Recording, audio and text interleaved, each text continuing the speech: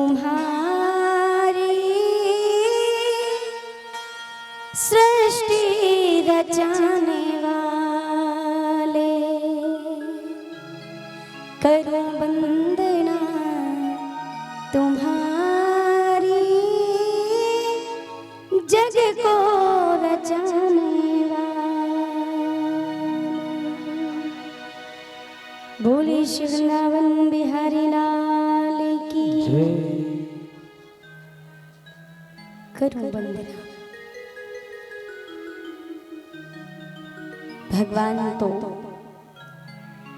सुबह से लेकर शाम तक आपकी प्रतीक्षा करता है कि आप हो सकता है सुबह याद करोगे, लेकिन वो फिर भी बड़ी आशा भरी नजर से देखता है। सुबह हुई, थोड़ा देर हो गया, जल्दी जल्दी में आप उठे, स्नान किए, तैयार किए और चल पड़े अपने कार्य व्यवहार के लिए। फिर दोपहर हुआ, जब भोजन करने बैठे तो भगवान फिर एक बड़ी उम्मीद की नजर से देखता है, शायद अब तो आप उसे याद करोगे। लेकिन फिर भी आपके सामने भोजन की थाली आई, आपने जल्दी जल्दी उसे ग्रहण किया और फिर से कार्य में व्यस्त हो गए। रात्रि हो गई, भगवान फिर से एक बार बड़ी उम्मीद से देखता है कि शायद सारा दिन बीत गया कार्य करते करते, कार्य की चिंता में शायद मुझे भूल गया, मेरा बच्चा मुझे याद नहीं कर पाया, शायद अब जब सोएगा ना तब मुझे याद करेगा, एक बार तो याद करेगा ना। लेकिन रात्रि हुई, भोजन किया, टीवी चलाई और देखते देखते सो गए।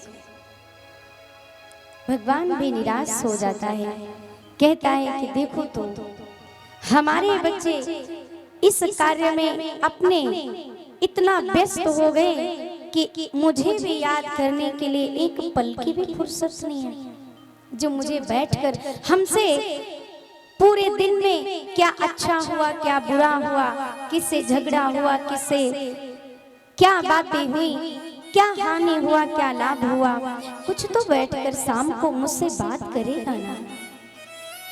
माता पिता बच्चे को सुबह भेज देते हैं, बेटा जाओ। जब बेटा सारे दिन सुबह से लेकर के रात तक बाहर रहता है और जब ऑफिस से आता है कार्य व्यवहार करके, तो माता पिता शाम को बैठ करके पूछते हैं कि बेटा बताओ आज क्या क्या हुआ। तो बच्चा बताता है ना अपने माता पिता को कि पिताजी आज ऐसा हुआ, आज उसने मुझे ये बुरा कहा, कि इसने मुझे आज अच्छा कहा, कि क्या गलतियां हुई, क्या नफा हुआ, क्या हानि हुई, सब अपने माता पिता को शाम को बैठ के बताता है ना। तो भगवान भी एक बार आपकी प्रतीक्षा करता है, क्योंकि वो तो जगत का माता पिता है, हम सबका माता पिता है। वो तो बैठ करके प्रतीक्षा करता है, शायद अब नहीं तो अब मेरी याद आएगी, शायद अब नहीं तो अब याद आएगी, लेकिन आप भूल जाते हो। एक दिन आखिर जीवन की शाम आ जाती है, जीवन की शाम आई, तब भगवान याद आया। कहती है ना, जीवन खत्म हुआ तो जीने का ढंग आया, असम्मा बुझ गई तो महफिल में रंग आया। जीवन का असली महत्व हमें जीवन के अंत समय में पता चलता है कि हमें क्या करना चाहिए था और हमने क्या किया है। आज तक जिस चीज को कमाने के लिए मैंने पूरा जीवन लगा दिया, आखिर वो तो यही रह जाने वाला है, ये साथ नहीं जाने वाला है, वो केवल और केवल सिर्फ और सिर्फ यही रहना है, पता है। लेकिन फिर भी हम उसी के पीछे दिन रात दौड़ते हैं, कभी कहो कि थोड़ा तो बैठकर हरि चर्चा कर लिया करो, थोड़ा तो बैठकर भगवान का भजन कर लिया करो, तो क्या कहते हैं, समय नहीं मिलता।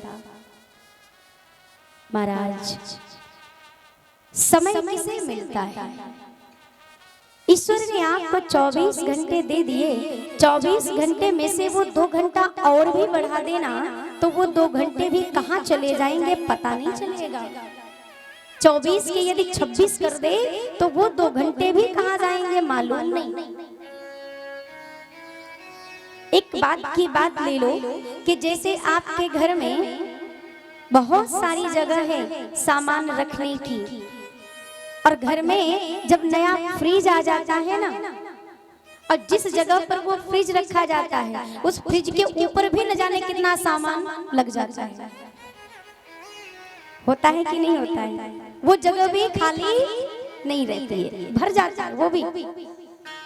उसी प्रकार 24 घंटे तो हम व्यस्त रहते ही हैं, लेकिन भगवान यदि एक्स्ट्रा हमारे लिए 2 घंटे और तैयार कर दे, 24 के 26 बना दे, वो 2 घंटे भी कहाँ चले जाएंगे हमें पता ही नहीं चलेगा। इसलिए भगवान कहता है कि ये जितना समय है उतने ही समय में हमारे लिए थोड़ा समय निकालो। पर भगवान क्या करेगा तुम्हारे समय को? भगवान को नहीं चाहिए तुम्हारा समय। लोग जाकर के मंदिर में घंटा बजाते हैं, भगवान कहता है तुम ये घंटा बजाओ चाहे ना बजाओ। भगवान सो थोड़ी ना रहा है जो वहां घंटा जाके तुम बजा रहे हो। जिस दिन भगवान सो जाएगा उस दिन सृष्टि का क्या होगा? भगवान कभी सोता नहीं है, भगवान सदैव देख रहा है, सब कुछ देख रहा है, वो हमेशा जगा रहता है। वो घंटा बजाने की आवश्यकता नहीं है, लेकिन समय का 1 घंटा निकालकर उसका स्मरण भजन कीर्तन जाप करने का वो 1 घंटा ईश्वर मांगता है। वो बजाने वाला घंटा नहीं मांगता है आपसे। ये घंटा कहता है कि समय का 1 घंटा निकालकर मेरा भजन करो, मेरा कीर्तन करो, ये समय का घंटा चाहिए। लेकिन हम भूलवश क्या करते हैं, सुबह सुबह जाते हैं और बस चले आते, हो गया। अरे महाराज, वो तो समय जो कहता है सफल करो, वो तुम्हारे ही भले के लिए कहता है।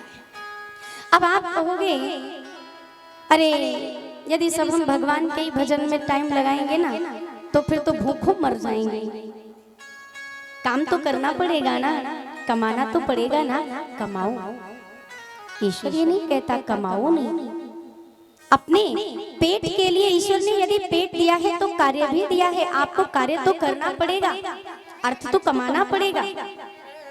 लेकिन जो कहते हैं कि हम करेंगे नहीं तो हमारे परिवार का क्या होगा, हमारे घर का क्या होगा, तो जरा एक बार देख लेना शमशान में जाकर के।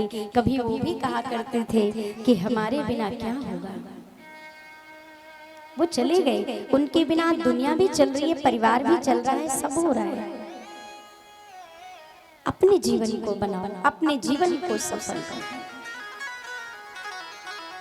रामायण हमें सिखाती है कि कभी किसी की निंदा ना करो।